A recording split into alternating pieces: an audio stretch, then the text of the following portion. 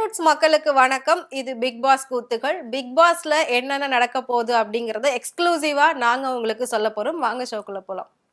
Hi, எப்படி இருக்கீங்க? நல்லாவே இருக்கேன். அப்புறம் லாங் டைம் ஆமா, உங்களை பார்த்து ரொம்ப நாள் ஆச்சு. நீங்களும் ரொம்ப பிஸி ஆயிட்டீங்க. ஆமா, உங்களுடைய நம்ம வந்து சினிமால ஏதாவது பெரிய விஷயங்கள் நடந்தா மட்டும்தான் பேசுவோம்.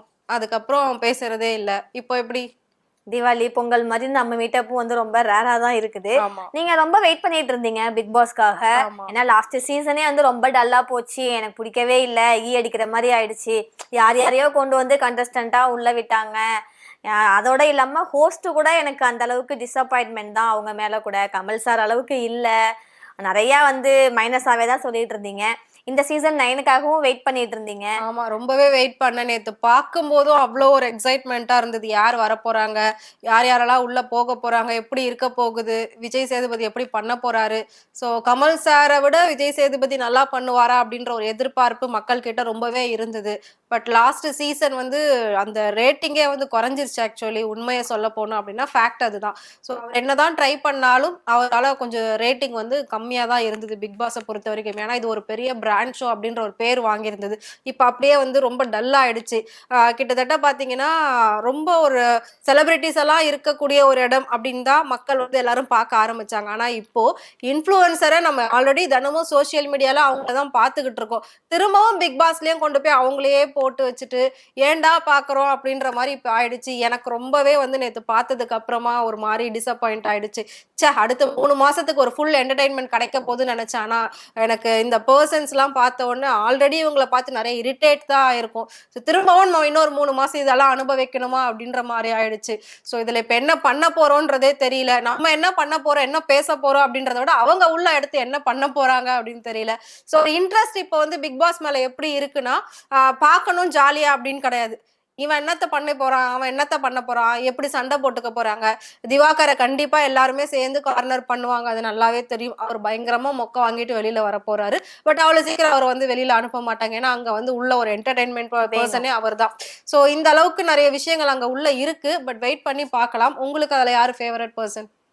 ஃபர்ஸ்ட் போன அந்த திவாகர் வந்து டாக்டர்னு சொல்லிக்கிறாரு. பட் ஆனா ஒரு பிசியோதெரபிஸ்ட் அது மாதிரிதான் சொல்றாங்க. இருந்தாலும் அவரு யாரு வந்து திட்டுனாலும் என்ன பண்ணாலும் அந்த திட்டுறத வச்சே அவர் வந்து மேல வந்தார். திட்டுறவங்க திட்டிட்டு தான் இருக்காங்க. அவர் வந்து யூடியூப் சேனலுக்கு இன்டர்வியூ கொடுக்கறதும் என்ன இந்த மாதிரி பண்றதெல்லாம் பண்ணிக்கிட்டு தான் இருந்தாரு. ஃபர்ஸ்ட் ஆளா வேற அவர் வந்து போயிருந்தாரு. பிடிச்சவங்கன்ட்டு அதுல வந்து பெருசா சொல்ற அளவுக்கு இல்லை. ஆனா ஒரு சுபிக்ஷா அவங்க வந்து கொஞ்சம் அவங்களுடைய பயோ வந்து கொஞ்சம் இன்ட்ரெஸ்டிங்காக இருந்துச்சு. அவங்க தனியாலாம் வந்து அந்த சி வாரியரில் இருந்து அவங்க பண்ணது அது கொஞ்சம் வந்து ஹார்ட் டச்சிங்காக இருந்துச்சு. ஓகே, இந்த பொண்ணு வந்து கொஞ்சம் நம்ம வந்து பிஃபோராக எப்படி பார்த்துருக்கோம், ஒரு ஆக்ட்ரஸ் வருவாங்க, லிரிசிஸ்ட் வருவாங்க, சிங்கர், இந்த மாதிரி டேலண்டடான பர்சன் தான் வந்துகிட்டு இருந்தாங்க. ஆனால் கடந்த 2-3 சீசனாக வந்து யாரை வேணாலும் தூக்கி உள்ள போடுறது அப்படின்ற மாதிரி தான் பண்ணாங்க. ஸோ இந்த சீசன்ல சுபிக்ஷா அவங்க போட்டிருக்கிறது கொஞ்சம் வந்து ஓகேவா பாசிட்டிவா வந்து பட்டுச்சு. மற்றபடி வேற யாருமேலையும் பெரிய அபிப்பிராயம் அதெல்லாம் வந்து இல்லை. கண்டிப்பா சீரியல் ஆர்டிஸ்ட் விஜய் டிவி பர்சன்ஸே கூப்பிட்டு போட்டிருந்தாலும் கொஞ்சமாவது இன்ட்ரெஸ்ட் இருந்திருக்கும். ஏன்னா அவங்களெல்லாம் நம்ம ஷோல பார்த்துருக்கோம். ஸோ ரியலா அவங்க எப்படி இருக்காங்கன்றத பாக்குறதுக்கு ஒரு இன்ட்ரெஸ்ட் கிரியேட் பண்ணியிருக்கும். பட் ஃபுல் அண்ட் ஃபுல் பாத்தீங்கன்னா இன்ஃப்ளூயன்சரே உள்ள இறக்கிருக்காங்க. இதான் ஃபர்ஸ்ட் எபிசோட் ஸ்டார்ட் பண்ண போறாங்க. ஆனா அதுக்குள்ளவே அங்க திவாகரும் கெமியும் ஆல்ரெடி ஃபைட் பண்ண ஆரம்பிச்சுட்டாங்க. அவங்க 2 பேரோட ஃபைட் போயிட்டு இருக்கு. நம்ம வந்து வாய்ஸ் ரைஸ் பண்ணி சண்டை போட்டாதான் நம்ம வந்து ஃபேம் ஆகும், சண்டை போட்டாதான் நம்ம அங்க சர்வை பண்ண முடியும் அப்படின்ற மாதிரி இருக்கு. ஸோ ஒரு பக்கம் சண்டை போடுறதுக்கு ஆட்கள் இறக்குறாங்கன்னா கூட சரி ஓகேன்னு சொல்லலாம். ஆனா இன்னும் ஒரு சிலரை உள்ள கூட்டு வந்திருக்காங்க, மாடலிங் அப்படின்லாம் சொல்லி. ஸோ மாடலிங் பர்சனை உள்ள கூட்டு வந்து என்ன பண்ண போறாங்க? உண்மையிலே அவங்கள வந்து ஒரு கிளாமரஸ் ஆக்ட்ரஸ் மாதிரி காட்டுறதுக்காக ஒரு கிளாமரஸ் ஷோ பீஸா அவங்கள அங்க வச்சிருக்க போறாங்களா அப்படின்றது தெரியல. ஏன்னா ஆல்ரெடி அவங்களுக்கு யூடியூப்லயும் சரி இன்ஸ்டாலையும் சரி ஒரு பேர் ஒண்ணு இருக்கு. அவங்களுக்கு ஒரு பெட் நேம் மாதிரி வச்சுதான் அவங்கள வந்து சொல்லுவாங்க. அப்படி இருக்கும்போது அவங்களெல்லாம் உள்ள கூட்டு வராங்க. அதாவது ஒண்ணுமே இல்லாதவங்களெல்லாம் உள்ள போட்டுட்டு திறமையோட சுத்திட்டு இருக்கவங்களெல்லாம் வெளியில வச்சிருக்கிறாங்க. ஸோ இந்த ஷோ வந்து எந்த இடத்துல கண்டஸ்டன்ட் எல்லாம் எடுக்கிறாங்க அப்படின்றதே புரிஞ்சுக்க முடியல. ஒரு நல்ல ஒரு பிராண்ட் நியூ ஷோவா இருந்தது. பட் இந்த அளவுக்கு ஒரு சீப்பஸ்ட் ஷோவா இப்ப மாறிடுச்சு அப்படின்னு தான் சொல்லணும். ஸோ விஜய் சேதுபதி அப்படின்ற அந்த ஒரு பேருக்காகவாது அட்லீஸ்ட் ஒரு 50% இந்த ஷோ ஷோ வந்து போகும் அப்படின்ற மாதிரி யோசிச்சுட்டு இருக்காங்க. பட் டிஆர்பின்னு பாக்குறப்போ அதுவுமே டவுன் தான். ஸோ இந்த வருஷம் சீசன் 9ல கொஞ்சம் டிஃப்ரெண்டா கொண்டு வரணும்னு சொல்லி வீடெல்லாம் பயங்கர பிரம்மாண்டமா மாத்திருக்காங்க. உண்மையிலே பர்சனலா சொல்லணும்னா எனக்கே அந்த வீடை பார்க்க பிடிக்கல. ஒரு மாதிரி அப்படியே கச்சமுச்சன்னு இருக்கு. நீட்டா கிளீனா அந்த மாதிரி ஒரு நார்மலான ஒரு அட்மாஸ்பியர் அங்க கிடையாது. ரொம்ப ஓவர் கலரிங் கொடுத்து ஓவர் செட்டிங்ஸ் எல்லாம் வச்சு ஒரு மாதிரி பண்ணி வச்சிருக்காங்க. சோ என்னமோ ஒரு ஃபாரஸ்டுக்குள்ள போற மாதிரி அது ஒரு மாதிரி இருட்டா இருக்கு அந்த வீடை பார்க்கவே. ஒரு வெளிச்சமா ஒரு ஃபேமிலியாவே நம்மளால வந்து யோசிக்க முடியல. பொதுவா பிக் பாஸ் அப்படின்னாலே ஹவுஸ் ஒய்ஃப்க்குலாம் பாத்தீங்கன்னா அது ஒரு ஃபேமிலி, அந்த வீடு நம்ம வீடு, பிக் பாஸ் வாய்ஸ் எப்ப கேட்போன்னு கண்டஸ்டன்ட் மட்டும் காத்துட்டு இருக்க மாட்டாங்க, ஆடியன்ஸும் காத்துட்டு இருப்பாங்க. அந்த அளவுக்கு ஒரு கெப்பாசிட்டி இருந்தது.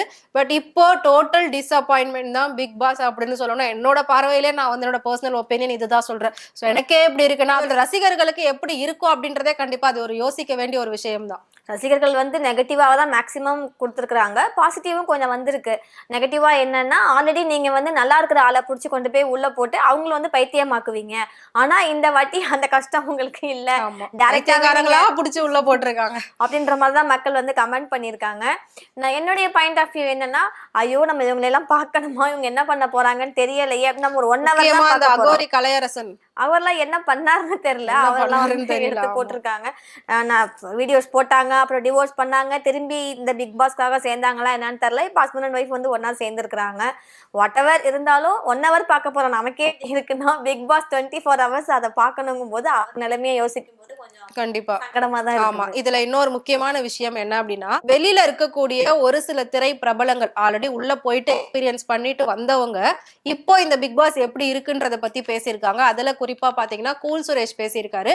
அவர் என்ன சொல்லியிருக்காரு அப்படின்னா, பிக் பாஸ் ஷோ அப்படின்றது இப்போ முழுக்க முழுக்க ஆபாஸ் ஷோ அப்படின்ற மாதிரி ஆயிடுச்சு.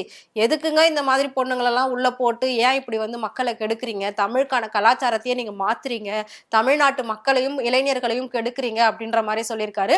ஸோ கூல் சுரேஷ் கட்சி வந்து ஆரம்பிச்சு அதுல அவர் முதலமைச்சரா ஆனா, அதாவது சிஎஸ்கே அப்படின்ற ஒரு கட்சி ஆரம்பிச்சு முதலமைச்சரா ஆனா அதுல முதல்ல தடை பண்ணக்கூடிய ஷோ அப்படின்னா பிக் பாஸ்ன்னு சொல்லியிருக்காரு. தெரியாதனமா நான் அது உள்ள போயிட்டு வந்துட்டேன், அப்போ அது ஓரளவுக்கு நல்லா இருந்தது, இப்ப ரொம்ப மோசமாயிடுச்சுன்ற மாதிரி அவரே விமர்சிச்சு பேசியிருக்காரு. ஏன்னா அவரே ஒரு விமர்சனமான ஒரு ஆளு, அவரே பிக் பாஸ் விமர்சிச்சு பேசியிருக்காருன்னா அப்ப அந்த பிக் பாஸ் ஒரு நிலைமை என்ன அப்படின்றத கண்டிப்பா நம்ம யோசிச்சுதான் ஆகணும். ஸோ டே 1லேருந்து நம்ம வந்து வாட்ச் பண்ணிட்டே இருக்கலாம் என்ன நடக்குது அப்படின்ட்டு. இன்ட்ரெஸ்டிங்கான நியூஸையும் நம்ம வந்து மக்களுக்கு வந்து கொடுக்கலாம். இதுக்கப்புறம் தான் எவிக்ஷன் டாஸ்க் இது மாதிரிலாம் வரும். போன சீசன்லயாவது ஜாக்லின் இந்த மாதிரிலாம் இருந்தாங்க. டாஸ்க் நல்லா ஜாக்லின் சொன்னா எனக்கு ஒரு ஞாபகம் வந்துச்சு. ஜாக்லினுக்கு பதில் தான் இந்த தடவை அதே பிஜேல வந்து பார்வதி வந்திருக்காங்க. அதே மாதிரி சிங்கர்ல ஜெஃப்ரி வந்திருந்தாரு. அதே மாதிரி இந்த டைம்ல வந்து பாத்தீங்கன்னா கானா வினோத் வந்திருக்காரு. சோ மேபி லாஸ்ட் இயருக்கு அப்படியே ரீப்ளேஸ்மெண்டா தான் ஒவ்வொருத்தரை எடுத்திருக்காங்க. பட் அதுல வந்து ஒரு கேட்டகரி இருந்தது, ஏஜ் வைஸ் கேட்டகரி இருந்தது. இதுல வந்து அந்த மாதிரி இல்லாம எல்லாமே ஈக்குவலா இருக்கு. பிரவீன் காந்த் சொல்லி ஒரு டைரக்டர், பழைய டைரக்டரை வந்து இறக்கிருக்காங்க. போன தடவை ரஞ்சித் வந்திருந்தாரு. சோ மேபி அந்த மாதிரி ஏதாவது ஒரு கிளம்சியா இவங்க வந்து உள்ள கொண்டு வந்திருக்காங்க. இருந்தாலும் அந்த பிக் பாஸ் இந்த பிக் பாஸ் அப்படிங்கிறப்போ டோட்டல் சேஞ்சா இருக்கு. அதாவது 7 வரைக்கும் ஒரு மாதிரி இருக்கு, 8 and 9 வந்து ஒரு மாதிரி இருக்கு. சோ இலங்கை தமிழர்களுக்கு கண்டிப்பா முன்னுரிமை கொடுப்பாங்க. அதுல யாராவது ஒவ்வொருத்தர் ஒவ்வொரு சீசனுக்கு வருவாங்க. அவங்க இங்க தமிழ்நாட்டுல ரொம்பவே நல்லா வளர்ந்துட்டு தான் போவாங்க. ஏன்னா ஜனனி எல்லாம் இப்ப வரைக்கும் படங்கள் நிறைய பண்ணிட்டு இருக்காங்க, சூப்பரா இருக்காங்க, ரொம்ப பீக்ல இருக்காங்க. பட் இந்த தடவை இலங்கை தமிழர்ல யாருமே கிடையாது. அதுக்கு பதில் ஃபாரின் கண்ட்ரில இருந்து வேற ஒரு பர்சன் எடுத்து போட்டிருக்காங்க. இலங்கை தமிழர்களுக்கு ஆதரவு கொடுக்க விரும்பலையா, இல்லாட்டி ஈழத்தை பத்தி எதுவும் பேசுற இங்க யாரும் குரல் கொடுக்க ஆள் இல்லை அப்படின்றதுனால அதை அப்படியே ஸ்டாப் பண்ணிட்டு இதை வந்து அப்படியே எடுத்துட்டாங்களா, அந்த மாதிரி வந்து நிறைய விஷயங்கள் உள்ள போய்கிட்டு இருக்கு. அதே மாதிரி நீங்க சொன்ன அந்த சுபி அவங்களுமே பாத்தீங்கன்னா ஒரு மீனவ சமுதாயத்தை சேர்ந்த பெண் அப்படின்னு அவங்க சொல்றாங்க. சோ மீனவ சமுதாயத்துல ரொம்பவே ஆதரவு கொடுப்பாங்க அப்படின்னு சொல்லியிருந்தாங்க. ஆனா அப்போ அவங்களுக்கு மீனவ சமுதாயத்தினோட ஆதரவு மட்டும் போதுமா அப்படின்னு கேட்டா அப்படி கிடையாது.